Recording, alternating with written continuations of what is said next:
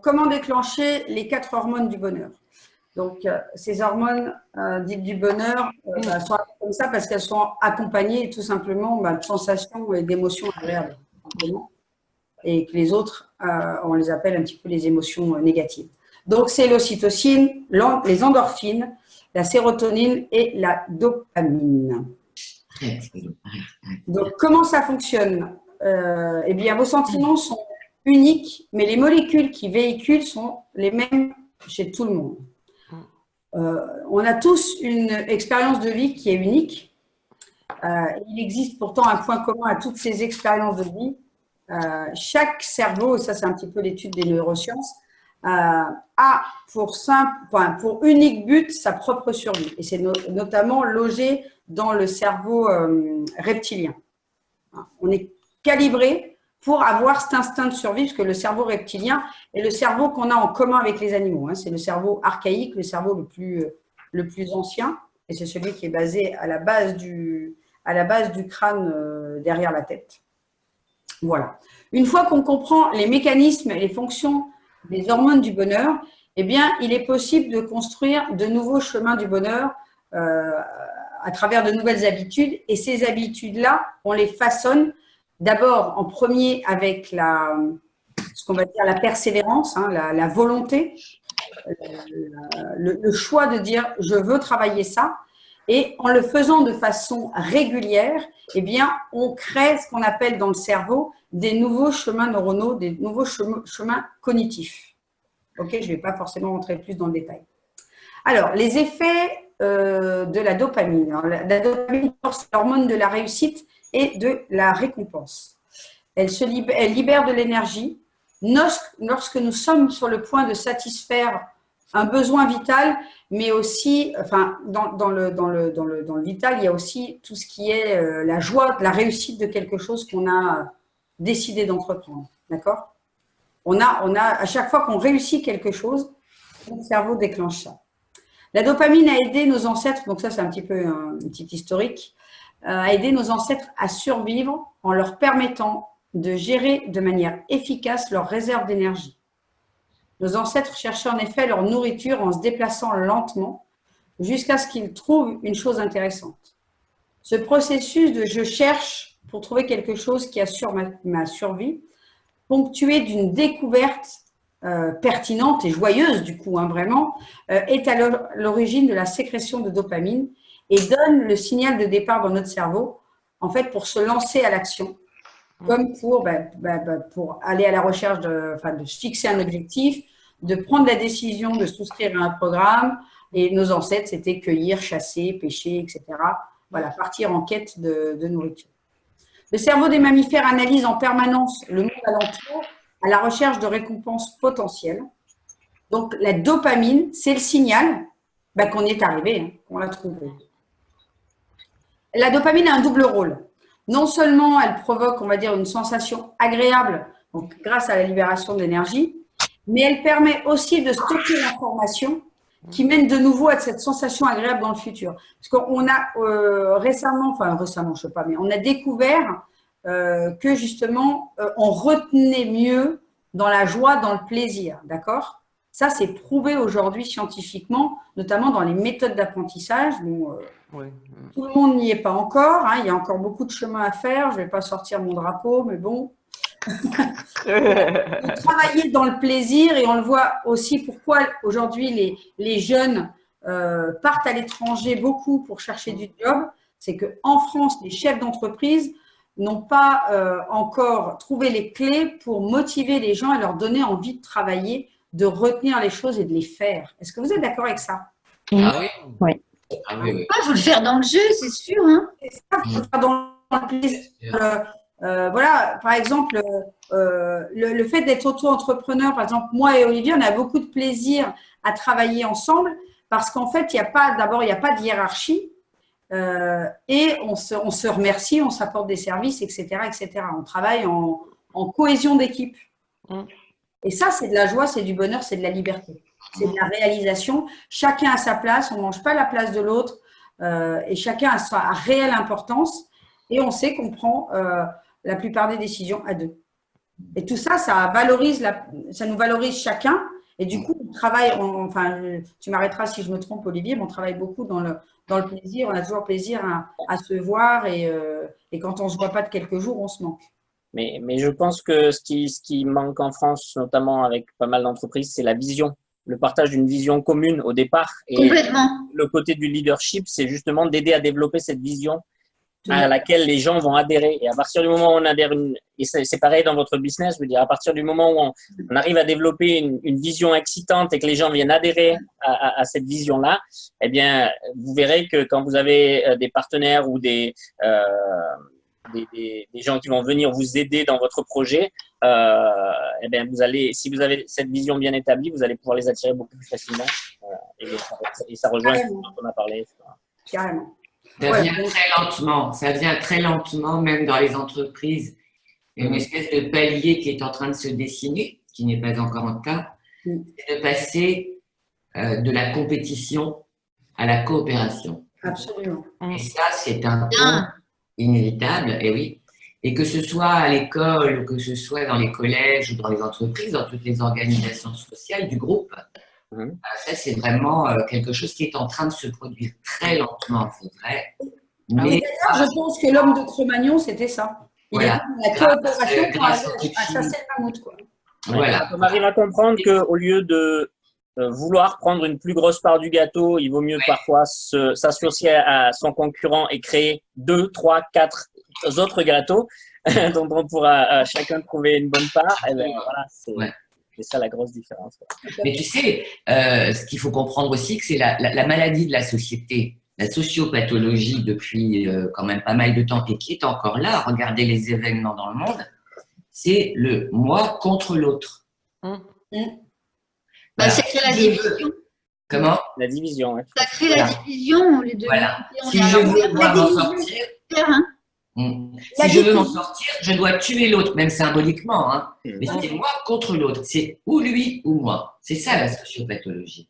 Et c'est ce qui est remonté avec les attentats, c'est ce qui est remonté avec toute la violence qu'il y a eu dans ce pays, même récemment les manifestations et tout ça. C'est moi contre l'autre, d'instinct. Et ça… Oui, mais dès qu'on élève le niveau de conscience, et justement l'impact de la spiritualité à ce niveau-là, dès qu'on élève le niveau de conscience, on commence de plus en plus à comprendre qu'on fait partie d'un tout et qu'on est connecté, et à partir de là, justement, cette division, ça commence à disparaître, en tout cas dans la loi de l'attraction prend tout son sens, parce que si je te tape toi, si je te dénigre toi, comme moi d'ailleurs, eh bien en fait c'est moi que je punis et c'est moi. Exactement. Absolument. Donc, la loi de l'attraction, pour ça, elle est vraiment exceptionnelle, parce que du coup, moi, c'est souvent quand je vous parle ou quand je parle à des amis que je leur explique que je fais des choses en conscience. Oui. Que je les fais ou que je les fais pas, je les fais en conscience. Quand j'invite quelqu'un au restaurant, par exemple, pour donner cet exemple-là, j'ai cette double conscience d'abord parce que ça me fait plaisir et aussi parce que quand je donne, je reçois. Vraiment, c'est vraiment fait en conscience. Hein. Et je sais que voilà, ça me fait plaisir, je le fais, et je sais aussi que je me fais plaisir doublement parce que je vais recevoir d'une autre manière dont je ne connais pas encore le dénouement, mais je vais recevoir non seulement plus, mais ça va de l'ordre des fois du 10 fois plus. Mais aussi, sûrement, Sonia, si ce qu'il faut préciser, c'est que toi, sûrement, tu as éliminé tout ce qui a du passé parce que c'est pas forcément vrai tout ça pour les gens qui n'ont pas résolu les problèmes du passé. Il faut déjà qu'ils traitent ça avant de pouvoir avancer sur des choses je donne, je reçois immédiatement, quoi. Alors, j'ai une partie où je vais être d'accord avec toi. En fait, si tu veux, j'ai un peu la double casquette. Alors, il y a des choses qui sont très engrammées, effectivement, dans des gènes, des choses comme ça, ou dans un karma qui peut être assez dur. Ça, je l'entends. Cela dit, j'entends aussi que le pouvoir que tu te donnes peut transcender toutes tes mémoires cellulaires aussi. C'est-à-dire que si tu décides de reprendre le contrôle, si tu reprends la conscience de qui tu es, et que tu veux reprendre la maîtrise de ta vie et en fait venir allumer cette étincelle divine qui est en toi, tu as la capacité intrinsèque de pouvoir transmuter tout.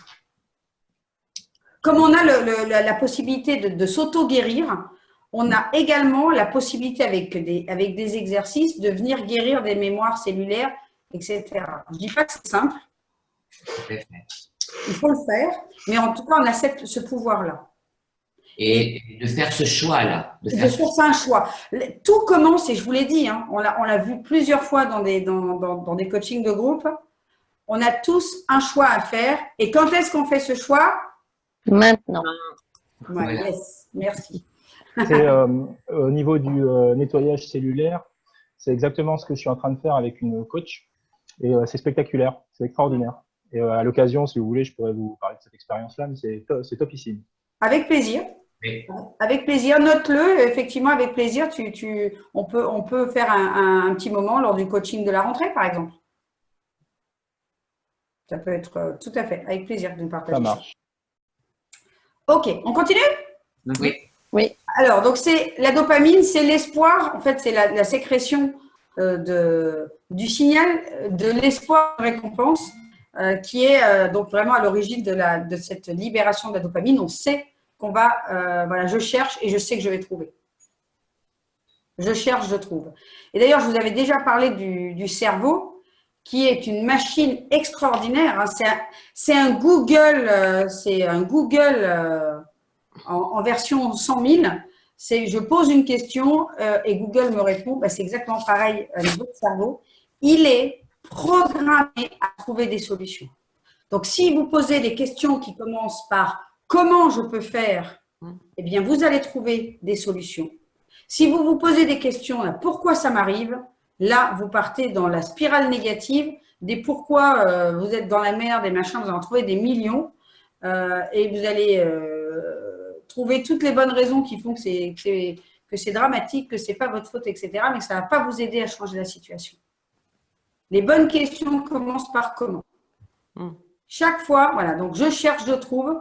Donc non seulement, vous voyez, quand vous allez trouver le truc, ça va libérer de la dopamine, mais en plus, vous avez vraiment ce pouvoir-là de votre cerveau est votre meilleur ami. C'est vraiment, c'est la 3D, enfin c'est la 3D c'est une des clés de votre 3D, de votre corps, c'est qu'il est programmé pour ça. Ok. Et après, vous avez le corps, par exemple, qui va sentir des choses, qui va sentir quand vous avez la chair de poule, vous êtes en train de parler d'un truc, vous êtes en train d'échanger sur quelque chose de spirituel, vous avez la chair de poule parce que vous sentez que ça c'est vrai, que ça vous parle. Ça, je pense que tout le monde l'a déjà ressenti. Ouais. Donc, le petit exemple, je vais basculer ça là en haut. Résoudre un problème de maths constitue une activité je cherche et je trouve. Même si on est bien d'accord, elle est très différente de celle qui consiste à partir à la recherche de nourriture. Mais lorsqu'on constate que la réponse est juste, eh bien, on éprouve instantanément un sentiment qui dit « yes, j'ai réussi ». Ce qui neutralise sur le moment tous les effets négatifs liés aux hormones de la détresse qui sont le cortisol, évidemment. Ça vous parle, ça? Vous êtes en train de travailler sur votre offre ou sur votre pitch, puis voilà, ça fait puis d'un seul coup, paf, et puis là, ça se pose, et dit, waouh, ça y est, je crois que c'est bon. Et ben là, quand vous faites ça, il y a de la dopamine qui se déclenche. Alors, construire donc des nouveaux circuits de dopamine, parce que c'est bien beau la théorie. Donc, se dire, le premier exercice, c'est vraiment de conscientiser vos réussites. Comme je vous disais tout à l'heure, quand vous avez vos pensées négatives, eh bien, l'idée, c'est de les conscientiser et de dire « Yes, j'ai réussi, je viens de capter que j'avais une pensée négative. » Et ça, c'est un vrai plus par rapport à tous ceux qui n'y arrivent pas. Donc, chaque fois que vous allez vous dire « J'ai réussi », donc je stoppe, j'annule, d'accord, la pensée négative, mais vous vous dites « J'ai réussi ». Donc, comme ça, vous allez, quelque part, augmenter aussi votre estime de vous. Hein. On est d'accord avec ça. Vous voyez que vous êtes en train d'acquérir une nouvelle compétence. Donc, chaque jour, je vous invite à effectuer une petite danse de la victoire. Donc, il s'agit de trouver voilà, les plus petites réussites, aussi minimes soient-elles. Décidément, tu passes ton temps à danser et à faire danser les gens, quoi. Grave. Voilà. Si, j'ai monté toute seule mes 4 chaises hier, moi, jusqu'à 10h du soir. Voilà. Ma fille vient de fêter sa première réussite. Elle cherchait à ouvrir un feutre, elle a réussi, elle a fait ouais. Donc libération de dopamine. Elle l'a fait instinctivement. Instinctivement, ouais. Ouais. Instinctivement. Donc, eh bien, Erika, moi, je t'invite à faire ce jeu-là avec ta fille. Comme ça, toi, tu vas le faire aussi pour toi. Ah oui, non, mais ça y est, je le pratique. Et puis, j'étais totalement d'accord. Je n'ai pas pu parler parce que je mets en off à cause du bruit. Mais je suis totalement d'accord avec les choix qu'on a. Et non, ça, c'est déjà quelque chose que je pratique beaucoup. Pratiquez-le, parce qu'en fait, l'importance là-dedans, ce qu'il faut bien comprendre sur ça, c'est que plus vous déclenchez de la dopamine, énergétiquement, c'est de l'énergie de réussite, etc.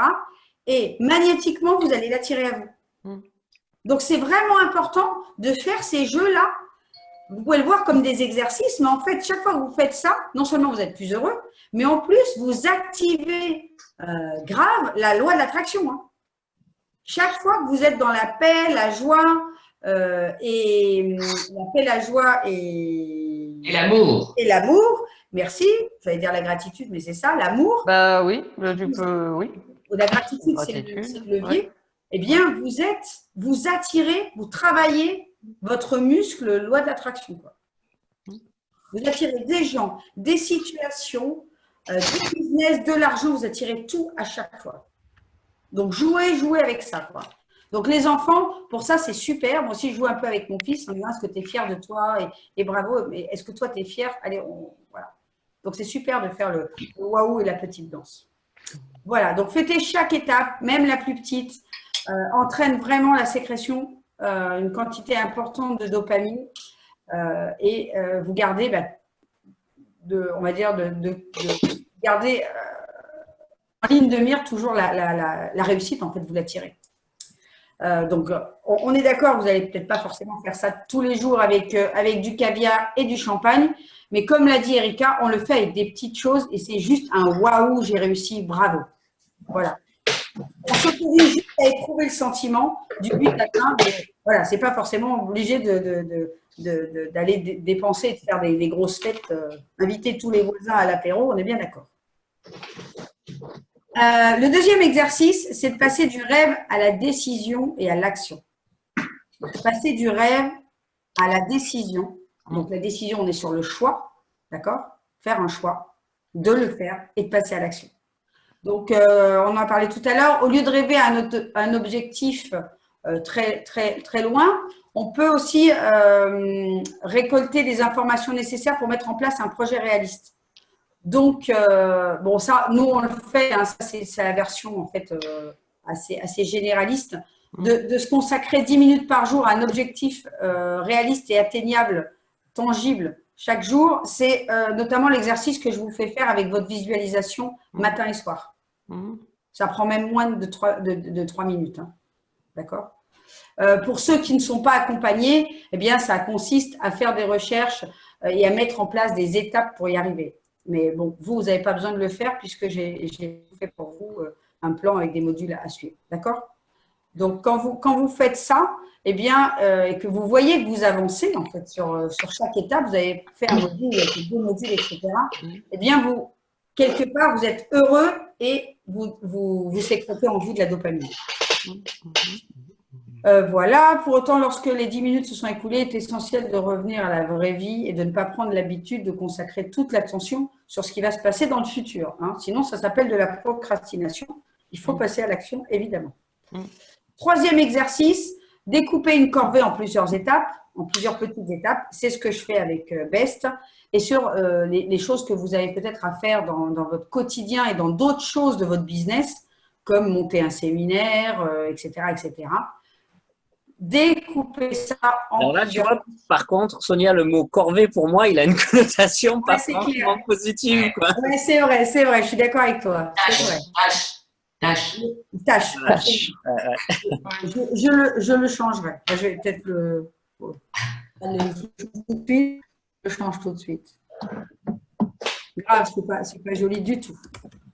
J'ai mis corvée parce qu'il y a des fois des choses qu'on doit faire et qui ne sont pas des choses qui nous bottent de plus que ça et que justement on voit ça comme des corvées. Et le fait de s'engager à le faire que quelques minutes, c'est l'exercice des 10 minutes. Ouais. C'est pour ça que j'avais mis ce truc-là, corvée, parce que, par exemple, je dis la compta, des fois, on en a jusque-là et du coup, on en a pour 1 heure. Et le fait de savoir qu'on en a pour 1 heure, on ne s'y met pas. Et le fait de se dire, je prends mon téléphone, je mets une alarme sur 10 minutes et je fais déjà 10 minutes. Ce qui se passe, c'est que déjà, on se met à l'action parce qu'on se dit, bon, 10 minutes, c'est bon, je le fais. Et que passer ces 10 minutes-là, on va avoir tendance à en mettre 5 ou 10 minutes supplémentaires une fois. La plupart du temps, on est dans le flow. Hein. Voilà, on est dans le flow, on est lancé. Voilà, et les choses avancent et on ne va pas couper le truc. Et du coup, on en a fait 15, 20 minutes, parfois même 30 minutes. Et on est super satisfait. Mais si on s'était pas fixé la barre des 10 minutes, on a dans notre idée 1 heure et à 1 heure, on se dit, j'ai pas le temps, je le fais pas. Alors, en fait, quand j'ai des choses à faire comme ça, souvent, je commence par ça. Parce que ça m'évite de penser que ouais, je vais devoir le faire à 15 heures, mais à 15 heures, j'aurais pas envie, machin. Donc, je le fais d'entrée. Et en général, quand j'ai fini, je me dis yes, c'est super, c'est fini. Maintenant, j'ai toute la journée pour moi pour faire ce qui me plaît. Voilà. C'est une très bonne stratégie sur vraiment les choses qui vous enquiquinent au plus haut point. Et si, alors il y a d'autres solutions aussi, hein, ça pourrait être de les déléguer, de trouver quelqu'un avec qui vous pouvez faire l'échange de ça. Parce que par exemple, je donne un truc tout con, un comptable, dans notre réseau plus ou moins proche, on en a toujours un. Et que par rapport à ce que vous proposez, vous pourriez presque proposer l'échange de valeur. Ça peut être une autre super solution aussi. Mais là, dans l'idée, c'est des tâches que vous ne pouvez pas, par exemple, c'est travailler sur sur un truc vraiment qui vous est personnel, que personne d'autre peut faire à votre place pour l'instant, et que il faut vous y mettre. En tout cas, savoir qu'en conscience, le fait de découper et de le faire et d'y arriver, ça va vous déclencher de la dopamine. Là, encore une fois, on travaille dans la conscience, d'accord ? Voilà, donc quand la tâche insurmontable est pareil, insurmontable, on s'y met jamais. Et le fait de la découper en plusieurs petites tâches, ça permet de ne pas y passer plus de 10 minutes. Ça permet de gagner en impression de compétence et donc de se dire, comme tu l'as dit si justement Isabelle, yes, je l'ai fait. C'est ça. Le 4e exercice pour justement déclencher de la dopamine, c'est réajuster les objectifs. Ça permet de les atteindre plus facilement et donc d'activer encore une fois le biais de le dopamine par le biais de la récompense de j'ai réussi. Les sentiments agréables abondent lorsque le niveau de challenge auquel nous faisons face est pile poil comme il faut. Oui. J'ai donné un exemple sur le panier de basket. S'il est trop bas, clairement, on n'a aucun plaisir à jouer parce que c'est trop facile. Et a posteriori, s'il est trop haut, on n'a non plus aucun plaisir puisqu'on ne jamais. Donc, les objectifs qu'on doit se fixer et de faire des choses, elles doivent être à la mesure de ce qui nous est capable, ce qui nous challenge un petit peu, mais sur lequel on se sent capable, sinon on ne le fait pas. Comme quand je parle de vendre des offres haut de gamme, il y a tout un travail de switch par rapport à l'argent à faire, un travail sur le déblocage inconscient, les limites, les croyances par rapport à l'argent. Si on ne les débloque pas, on n'arrive jamais à vendre une offre à 3 000, 5 000, 10 000 euros. D'accord ? Ça nous paraît insurmontable. Et je vous donne dans le programme un minimum de 3 000 euros à vendre une offre irrésistible. C'est le premier palier. D'accord ? Et ce truc-là, il va augmenter au fur et à mesure des mois et des années. Mais si on se dit, je le vends à 10 000, la session de vente, vous ne la ferez jamais, vous allez bugger complet. mais c'est vrai, à un moment où vous allez dire, et tout ça pour 10 000 €. Alors là, et en dessous de la table, il ne se passe plus rien. L'autre en face, il se dit c'est quand que je me c'est carrément trop cher, là, ça ne va pas le faire. Je ne le sens plus, là, ce truc. Ouais. Alors que quand on annonce un prix qui est complètement raccord avec ce qui est juste, Oui. pleinement juste. Ouais, c'est ça, parce qu'en fait, si tu vends à un prix trop bas, aussi, tu vendras pas parce que tu auras le sentiment que ce prix, il n'est pas juste pour toi. Donc, tu n'auras pas forcément d'enthousiasme à vendre, tu vois. Enfin, moi, je le sens comme ça. Donc, imaginez le programme BEST avec les 4 experts, et je vous dis, ça vaut, alors vous avez coaching de groupe, vous avez machin, et ça vaut 300 €. Et là, tu te dis… Bah, je me dis que j'y crois pas que c'est de la daube. c'est ça, tu te dis, attends, là, il y a un loup, quoi. Il y a un truc qui marche pas, hein, c'est une grosse arnaque. Ouais. 300 €, ça paye personne. Hein, donc, tu te dis, là, qu'est-ce qu'elle va m'apprendre hein, à créer une page Facebook, au mieux, c'est déjà pas mal. Et encore. Ouais. C'est ça. Et encore, il n'y aura peut-être pas la photo. Donc, Ouais. Moi, là, j'ai un cas concret. J'avais un ami qui avait développé un programme pour les dirigeants, justement, pour les PDG d'entreprises de haut niveau, et qui, au début, l'avait commencé à 5 000 €, à 500 €, pardon, à 500 €. Et il vendait rien. Et je lui dis, rajoute un 0. Et quand il l'a fait, eh ben, ça a décollé. Ouais, c'est ça, mais grave. Ben ouais, Parce qu'il avait un problème de crédibilité, quoi. C'était direct ça, quoi. Ben, c'est comme si tu vas chez Porsche, là, et puis tu choisis ton modèle, alors il te dit, ouais, tu vas avoir la peinture métallisée, les sièges baquets en cuir, le machin, le truc, plus le super turbo, je sais pas quoi, et puis avec ça, le GPS, évidemment. Et ça coûte que 50 € par mois.